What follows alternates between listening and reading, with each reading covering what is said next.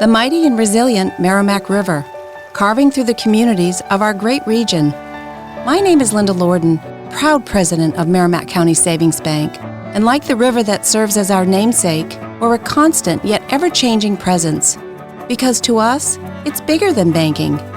It's about powering communities and putting people first.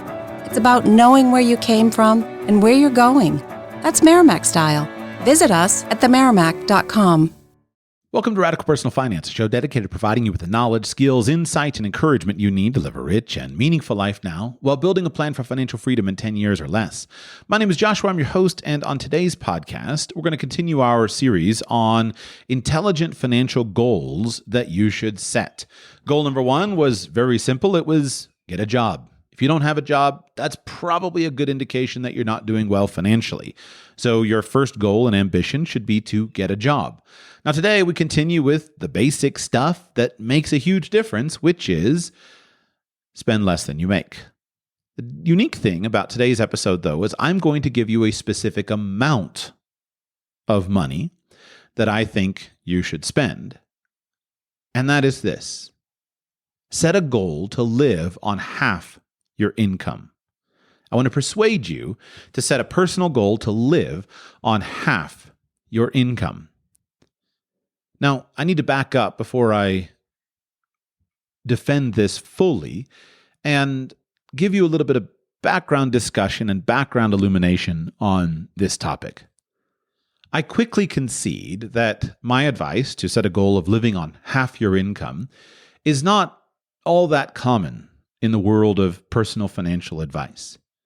I also quickly concede that it may not be achievable by all people. But I think it's achievable by most people, especially those who are listening to Radical Personal Finance. And I think the reason more people haven't set and achieved this goal is because they've never thought to. They've never been encouraged to. That was my story. And to this day, if I could go back to my youth and change any one thing in my financial life, it would have been to always have this goal at the top of my list and to structure all of my life around this practice. I could have done it. I just didn't do it because no one suggested it to me. If you go out in the world today and you ask most people whether you should spend less than you make, most people will agree that you should. And certainly anyone who has any experience with money or wealth will say that you absolutely should. You must always spend less than you make if you're going to have money. If you're going to spend more than you make, then you will always have debt and all of the slavery that ensues with being in debt. So you should have a focus and a target and a requirement that you're always going to spend less than you make. But if you ask people how much you should save, the most common answer you will hear will be something like 10 or 15%. Now, there are other complicated formulas, but I think this is fairly common. What I find interesting about this, though, is I consider this a piece of advice that simply has not kept up with the times. Why do I say that? Well, if we go back in history, 50 years, 100 years, then you and I would have been living in a society in which money was not nearly as available as it is today. You and I would have been living in a world in which food cost us a lot more than it does today. Housing cost us a lot more than it does today. You can still find the reality of this all around the world if you go to poorer countries and poorer economies. It would be very normal today to go and look at a low-income household in many regions of the world and find that in a low-income household, a worker may spend 50 or 60% of his total income on food. Just to survive every day, a worker may have to spend 50% of his income on food. But in the countries where you and I are from, it would be almost inconceivable for really anybody who's paying any kind of attention to spend more than 20% of income on food. If somebody is even spending 20% or more of his income on food, it's exclusively because he's hiring servants to cook for him rather than cooking for himself, i.e., going out to eat. the actual bare cost of groceries, the raw ingredients to eat, it's very difficult to imagine, even at the lowest income levels, somebody spending more than 20% on food. So go back to the math of how much of your income you should be spending versus saving. If you're in a living situation in which you're just buying groceries, you're never paying servants to cook for you and to clean up your dishes for you, you're just buying groceries, then, and it's still taking 50 or more percent of your income, and you still have to pay for a roof over your head and everything else needed on a daily basis, then if you could save 10% of your income, you'd be doing really, really well. Which is why historically this has been a basic targeted goal for most people. Save 10% of your income. If you can save 10% of your income, things can work. Here at Radical Personal Finance months ago, I released the whole recording of my favorite finance book, which is Richest Man in Babylon. And the cornerstone habit to build in Richest Man in Babylon is to save 10% of your income for yourself. And that works, and that's fine. But that advice is not even trying if you're saving 10%.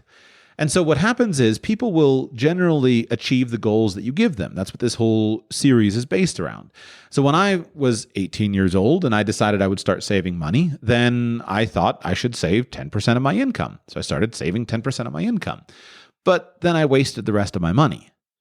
And if somebody had pointed out to me how if I'd saved 50% of my income, I could have been so much better off, I would have done that. Now, there is no specific number that I can say is the absolute number. Some people set a goal of saving 10% of their income. Great.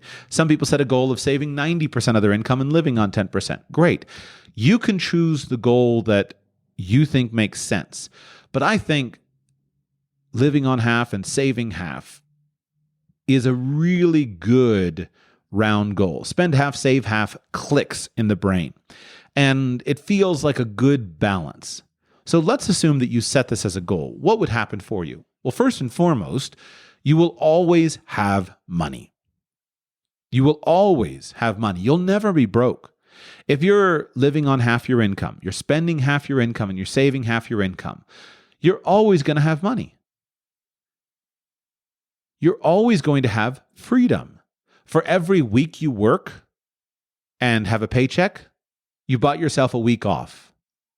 For every month you work, you bought yourself a month off. For every year you work, you bought yourself a year off. Because the ratio is significant, your savings will accumulate very quickly. In addition, you'll be enormously flexible. You'll have so much room in your budget that you're never going to be stressed about money. I'm trying to create this series to be widely applicable. I'm going to talk and make some comments that are most applicable to the very young or to people who are just getting started, but many things are going to be very applicable to those who are older and more established. Even if you are older, have a much higher income, and are much more established, I think you should still set a goal to spend half, save half. And this flexibility is enormously important. When somebody comes to me for financial planning and he lives on half of his income, then we have so much flexibility around his life decisions that it's not hard to find a plan forward. It's not that hard to say, hey, why don't you cut your hours back at work so you can go and get the degree to move into the career that you really want? It's not that hard to say, yeah, let's go ahead and plan in a sabbatical. It's not that hard to say, hey, you're going to be so on track for retirement. Why don't you do this for another 3 or 4 years and then take 5 or 10 years off? Or yes, you'll be on track for early retirement at age 50. It's all based upon the flexibility that we get by spend half, save half. However, when somebody comes who is middle-aged, has a normal middle-age income, and is spending 90% of his income, one little disruption can make the difference. One little pay decrease due to a pandemic, one little job loss, everything is too close to the edge. And so that flexibility is really, really important. You want to make sure that you maintain flexibility, and living on half your income will always keep your flexibility. You'll always have money to make the big investments that will get you quickly to where you want to go. So in this series, I'll rehash for the umpteenth time some of those big decisions. But in life, what usually happens is on an annual basis, there are kind of basic marginal increases that are available. So, for example, I got a cost of living raise. I got a small increase at work. I got a slight promotion. And those things are important and you should take advantage of them. However, the big wins usually come from noticing an opportunity when it comes your way and then taking it. You notice that there's an industry that's growing, and if you just go and become trained as a geology engineer or whatever the current thing is, then you'll be on track for a great new opportunity. And so you go and you take it, and 3 years from now, you've doubled your income. But in order to do that, you needed to be able to go and be a professional student again and cover yourself while going through class. You needed to go and be able to put yourself in a situation to pay tuition payments. Or you find out about a new industry and a new opportunity, but it's on the other side of the country. So you need to quickly move to the other side of the country to take the job. Or so-and-so says, you should start this great new franchise that I heard about it, but the franchise fee is $100,000. So you have to come up with $100,000 to pay the franchise fee to start the new business. If you say yes to those opportunities when they come along, then very commonly, a few years later, everything is working beautifully for you. But you have to have a little flexibility and a little bit of money to say yes. And the guy who saves 10% of his income usually never gets that breakout velocity. He never has enough money to say yes to those opportunities. He's already committed 90% of his pay towards living, towards his expenses. Another big benefit of doing this is you're going to develop frugality muscles. I think frugal muscles are worth developing. Whether or not you exercise them at every occasion is up to you and your long-term ambitions and goals. But knowing that you have those frugal muscles and that you can exercise them is enormously empowering. People who don't have frugality muscles are weak and flabby and not worthy of your admiration. Anybody can make $200,000 a year and spend $200,000 a year. It's not hard to live that way. But the guy who knows he can live on $25,000 a year and still make it is a much stronger, more resilient person. I don't think we should, and tradition, there have been many cultures that have appreciated this. By the way, I have to correct myself. Not anybody can make $200,000. What I'm saying is that people who constantly search for ease and comfort, these are not attributes that you should look for. There are many historical cultures in which people who were fat and flabby and just always needed to sleep on something that was soft and sit in a comfortable, soft chair, they were scorned because of their lack of resilience, their lack of hardness. And so I think we can take that over metaphorically into the world of frugality and say that this should be a common thing. I enjoy staying at 5-star hotels. I really do. Luxury is fun. Luxury is great. It's really nice. But I don't ever want to lose my ability to sleep on the ground and not complain the next day. That's a really important feature to have. It's my ambition to be perfectly comfortable in a tuxedo at a 5-star hotel in a fancy soiree. I also want to be perfectly comfortable in a roach-filled motel room on the bad side of town because that makes me a more capable human being. I myself don't admire people. Life has to be in this perfectly comfortable space for me. I just can't do it. Now, when you have money, it's fine to spend it, obviously. Most of us don't want to go through life living the same way we used to. But you should have the confidence and the satisfaction of knowing I can do that. So if you begin this habit when you're young, let's say you're earning just a very little amount of money, and you are building the frugal muscles of living on 50%, that's going to put within you an enormous level of confidence because I know how to spend absolutely nothing if I have to. And now when you think about risk in the future, it won't bother you very much. One of the things that I've observed in coaching people is sometimes people will hire me and they say, Joshua, listen, I booked a consultation with you because I'm thinking about starting a business or I have this big risk in my life. And do you think I should do it? What do you think I should do?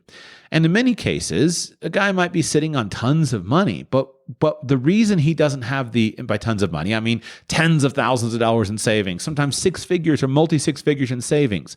But what happens is he's scared of what if this doesn't work? And what if I have to live on less than $100,000 a year? And so he waits and he waits and he waits and he waits and he's not sure. So if you have frugal muscles and you know, hey, I don't want to live on $30,000 a year. That's not my idea of a good time. I really prefer my $90,000 a year lifestyle, but I've been there before. I've done it before. I know I could do it and it wouldn't be the end of the world. And in fact, I can do it and be just fine. Then you have a level of confidence and you can move through life more aggressively. You can say yes to more options more aggressively. It's difficult to earn lots of money and to earn lots of money quickly. It takes a lot of work and a little bit of luck. It's difficult to accumulate lots and lots of money, but you can develop frugal muscles really quickly and in 6 months, 12 months, 24 months, be really good at living inexpensively. People do this all the time when they have to. Guy goes through a divorce and he finds out, you know what? If I move into this box truck that I bought that was an old U-Haul truck and I set up my house in there and I shop where I can get the day-old bread and I figure out a source of cheap meat and eggs and milk and, pig butts to live on, then I'm in a better place where I can live pretty inexpensively and I can put my life back together. Happens all the time. Then all of a sudden he discovers he's free. He discovers he doesn't have to do the job that he hates. And if he discovered that 20 years ago, maybe his life would be in a much better situation today. So frugal muscles are worth developing and they're worth exercising even if you don't always choose to live like a total cheapskate. In addition, one powerful benefit of save half, spend half is you'll keep your focus on increasing your income. Basically, our goal is my goal for you is to be a few years behind your friends in consumption and decades ahead of them in wealth building. And when you impose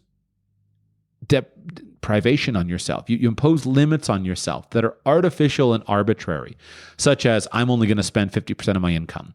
You build your self-discipline, which is a very important skill for long-term success. And you recognize, hey, if I want out of this, I got a way out of this. I just got to increase my income.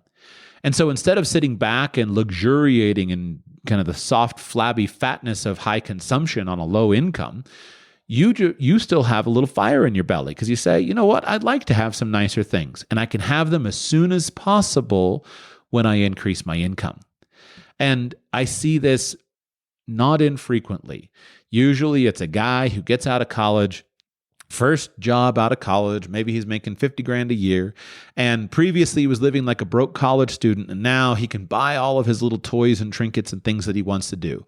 So he loosens his belt and he just starts spending money without worrying too much about it, and now he's satisfied all of his desires. But what he often doesn't see is what his desires are going to be 10 or 15 years from now. And the fact that he's now kind of fat and flabby and satiated with, I've got all the fun stuff. I got this cool new TV and I go out to eat all the time and I party with my buddies in Spain and ain't this great? Then he's missing out on where he can be a decade or two from now when all of a sudden the numbers start to increase and everything becomes more important. If you can just insert a little bit of forced privation on yourself and you say, no, I'm just going to spend 50%. And now you have other motivation to increase your income. Again, you'll just be a few years behind your friends in consumption, but you'll be decades ahead of them in wealth building. I'm not laboring on the topic of wealth building in this particular episode, but I do want you to know how big of a difference this makes in the long term. The chart that changed my entire mindset around financial planning, I've done various podcasts on this, was when I read An Early Retirement Extreme by Jacob Lund Fisker, when I read the chart showing how quickly you can become financially independent based upon different savings rates. I'll link to a podcast episode I did exclusively on this in today's show notes. But the idea is, where does that 10 or 15% number, that advice that you get, usually come from? Well, interestingly, if you are investing your money in stocks at about the historical rate of return of the stock market, and you're saving 10% of your income, then it'll take you about 45 years for you to be financially independent, able to retire, about 40, 45 years, which is conveniently enough the number of years between about age 20-something and about age 60, 65-something. When you get out of college, you get a job, and you start working. And then you retire at 65. And so the idea of saving 10% makes a lot of sense. But if you could save 50% of your income, you can be financially independent in fewer than 20 years. which conveniently enough puts you well on track for a pretty cool early retirement scenario. Start working at 22, 25, something like that, with a big job, living on 50% of your income. By 45 or 50, you are financially independent just by living on half your income. What about the extreme cases? How do you actually do this? I'm going to give you some how. Let's do how first. So how do you do this? What are some practical tips? Well, the first thing is just do it. So if you are, again, 16 years old and you get your first paycheck, what you do, cash the first paycheck. First paycheck is $300.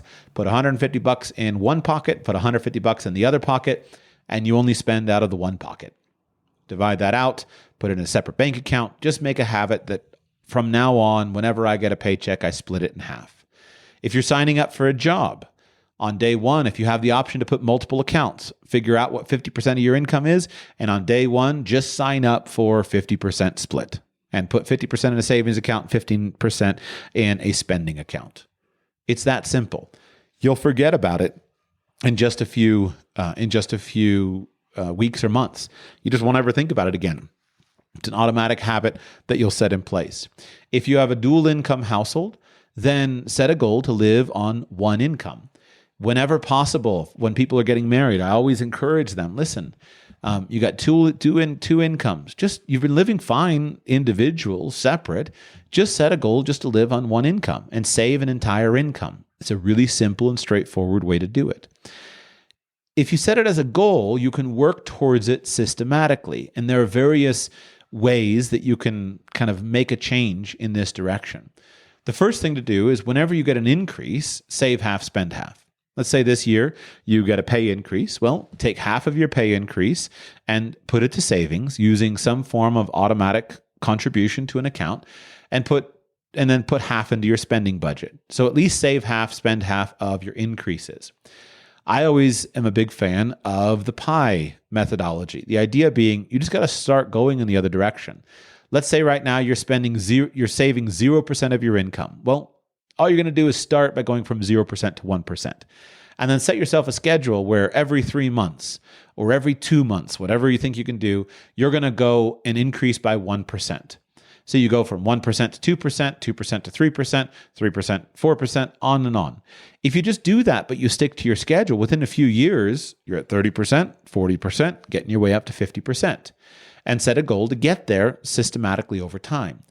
A lot of this automatic stuff will help you to get there just based upon your basic spending. What I mean is you'll get there little by little just by restraining the excess spending that you don't need to make. This doesn't cover all circumstances. If you are more established, you have your financial life and everything is set up and structured around a current level of lifestyle, then you have two choices. And you can't get there with just little bits of eating out one time less per month. Well, then you need to change something structural. You should look at where you live and ask yourself, can I change something structural about where I live in order to reduce my housing expenses significantly? Look at your taxes. Can I change something structural about what I'm doing so that I can reduce my tax bill?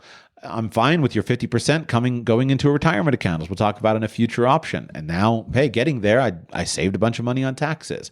Can we go from a 3-car family to a 1-car family?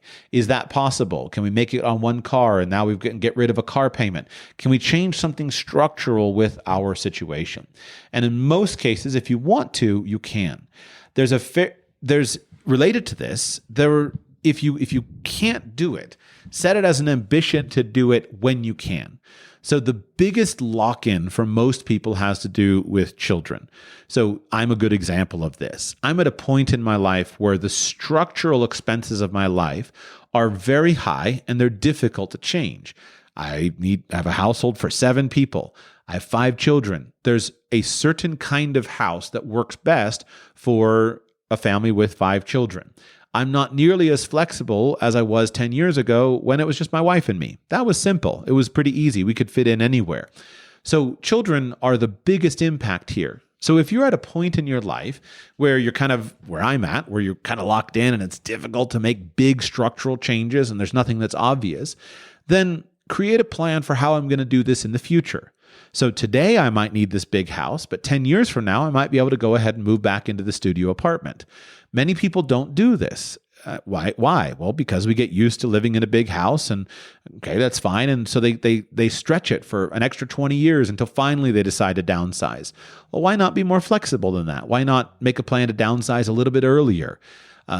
So much of the time, and to be clear, listen, I don't judge you for the decisions you make. My job is to help you figure out things that you want to go, figure out what's going to work for you based upon your restrictions. But the higher your requirements are, the harder it is to get where you want to go. And so when someone comes to me and say, listen, Joshua, I've got this big house. I don't need it anymore. My children are grown and gone, but I really have this big house and this fancy lifestyle and all this stuff. But I also want to retire early and I also want to have financial security. Buddy, something's got to change. You got to be the one to change it. And so if you can't get there with just little small habit changes, you got to change it with something structural. So plan ahead for that. Make a plan and say, all right, at this point in my life, I need the big house and I'm going to keep it for right now. And however, I'm going to have a plan where in 8 years, when when two of the children are off at college, then the two other children and we're going to move into a smaller place so that we can get back and get to this 50% number. Then finally, you have the option of changing your income. And so if you go through and we can't make any changes or we choose not to make any changes on expenses, then go back to income and set a goal that as my income increases, we're going to get to the 50% number. Why is it so common that people 5x their income and don't make much progress on their finances? Well, it's because we can happily spend just about any level of income. Your income today is almost certainly 5x what it was when you were 20 years old, when you were 25 years old. That's just how life goes. But you don't notice it, and it just goes up. So if you have in your expenses, just naturally follow along. We can do a little bit more, have a little bit nicer, fun, nicer things. The goofy example, but real example that I observed in my family growing up was our morning orange juice changed. When I was a young child, we had orange juice every morning, and it was always orange juice from concentrate. So you got the little tube from the frozen department at Publix, and you put it in your pitcher, and you mix it up with water, and that was what we drank as orange juice. It was orange juice from concentrate. And then as my older siblings started to move out of the house, then we started to have real orange juice, fresh squeezed orange juice, not from concentrate. And that was the sign of our increasing wealth. Or another funny one that I certainly remember was maple syrup. When I was a boy, my mom always made maple syrup. She used some corn syrup and maple extract flavoring to make maple syrup to go on pancakes and waffles. Then we reached a certain point in time where all of a sudden the real maple syrup started showing up on our table, and we knew that we were rich now because we changed our orange juice and our maple syrup. So it just kind of naturally happens, is that you spend more and more as the money's available if you don't have a goal. So once again, if you right now are saving 15% of your income and you set as a goal to get to 50% of your income, as your income increases, just lag your expense growth. You may indeed have those high structural expenses. You may have a high mortgage. You may have high other things. You may have high car payments.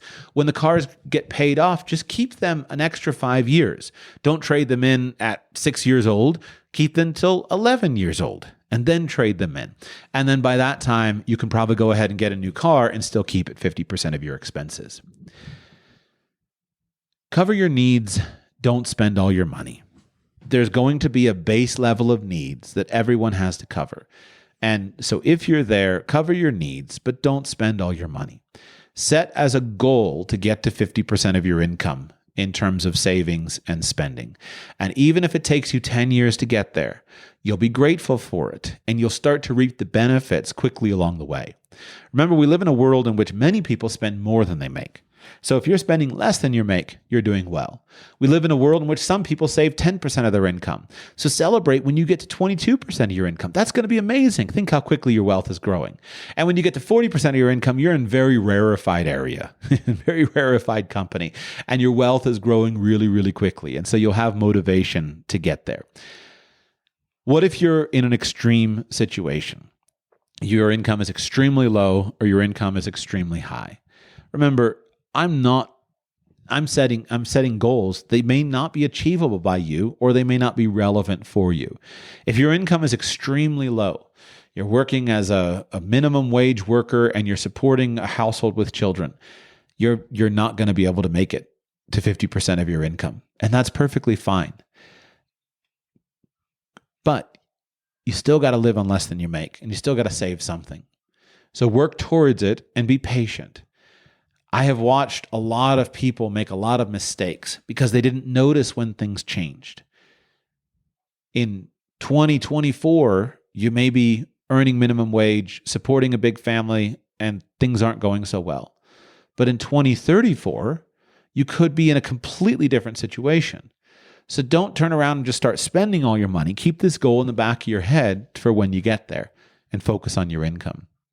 If your income is very high, there are many people who spending 50% of their income would be pointless extravagance. Recognize that there's nothing magic about any of these numbers.